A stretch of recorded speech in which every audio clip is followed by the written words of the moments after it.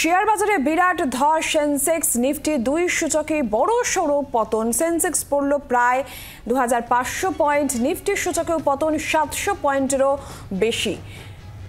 বড় ধস শেয়ার বাজারে, বিরাট ধস সেন্সেক্স নিফটি 2 সূচকেরই বড় সড়ো পতন। সেন্সেক্স পড়ল প্রায় 2500 পয়েন্ট এবং নিফটি সূচকেও পতন 700 পয়েন্টেরও বেশি। সেন্সেক্স নিফটি 2 সূচকেই পতন, বড়সড় ধস শেয়ার বাজারে। সেন্সেক্স নিফটি 2 সূচকেই পতন। সেন্সেক্স পড়ল প্রায় 2500 পয়েন্ট এবং নিফটি সূচকেও পতন 700 পয়েন্টেরও বেশি।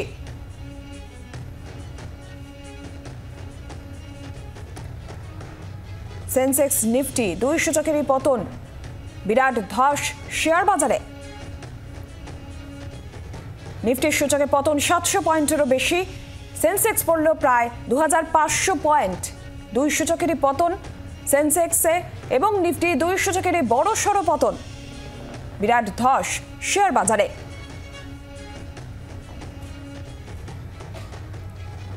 সেন্সেক্স পড়ল প্রায় 2500 পয়েন্ট, নিফটির সূচকেও পতন 700 পয়েন্টেরও বেশি। নিফটির সূচকে পতন, 2 সূচকেই বড়সড় পতন, শেয়ার বাজারে বিরাট ধস।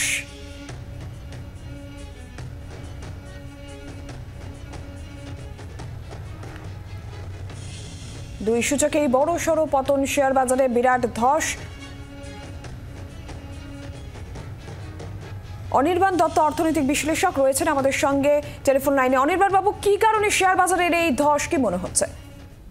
না দেখুন, এই একটা আপনারা হয়তো জানবেন যে ইউএসএ একটা জব ডেটা পাবলিশ হয়েছে, যেখানে ওটা ফেভারেবল নয়। 2 নম্বর হচ্ছে ইরান ইসরায়েলের একটা যুদ্ধের পরিস্থিতি তৈরি হয়েছে, সেখানেও একটা মার্কেটে অনিশ্চয়তা তৈরি হচ্ছে। আর একটা বিশ্ববাজারে মার্কেটে সব জায়গাতে একটা মোটামুটি দোলাচল রয়েছে এবং সেখান থেকে ভারতবর্ষের মার্কেটটাও সেখান থেকে দূরে সরে যায়নি। আর ভারতবর্ষে এমনিতে একটা কারেকশনের দরকার ছিল, সেইটাও একটা কারণ আছে। এবং সব থেকে বড় কথা হচ্ছে যে আপনি যদি দেখেন মিড ক্যাপ, স্মল ক্যাপ সব জায়গাতেই একটা ডিক্লাইনিং ট্রেন্ড আছে। এবং আজকে আমি বলবো বাজারে যারা নজর রাখেন তাদের জন্য হয়তো এটা একটা অপরচুনিটি।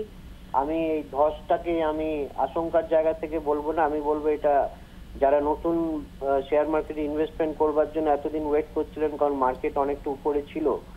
মার্কেটটা এখন যেহেতু মানে অনেক লোক যারা হয়তো ইনভেস্টমেন্ট করতে পারছিলেন না কারণ মার্কেটটা অলরেডি হাই ছিল, তাদের ক্ষেত্রে এই কারেকশনটা কিন্তু একটা সুবর্ণ সুযোগ, অপরচুনিটি। অনেক স্টক আছে যে স্টক ব্যাংকিং স্টকের খুব মানে একটা ফল করেছে। আইডিএফসি ব্যাংক বলুন, অ্যাক্সিস ব্যাংক বলুন, সব ব্যাংক, আমি নাম বলছি না। তো সেখানে সাধারণভাবে যারা ইনভেস্টমেন্ট করতে চান তাদের ক্ষেত্রে হয়তো এটা একটা অপরচুনিটি। আর আগামী দিনে এটা কয়েকদিন থাকবে, এই জিওপলিটিক্যাল টেনশনটা মিডল ইস্টে যতদিন থাকবে ততদিন এরকম একটা থাকবে। কিন্তু আমি বলবো ভারতবর্ষের শেয়ার মার্কেটে এখন যে স্টেবিলিটির জায়গাতে আছে, আগামী দিনে আবার সেটা আপন গতি ফিরে পাবে এবং সেন্সেক্স যেরকম উচ্চতা ছিল সেই উচ্চতা ছাড়িয়ে হয়তো আরো নতুন নতুন শিখরে পৌঁছে যাবে। ধন্যবাদ আপনাকে। অর্থনীতি বিশ্লেষক অনির্বাণ দত্ত ছিলেন টেলিফোন লাইনে আমাদের সঙ্গে।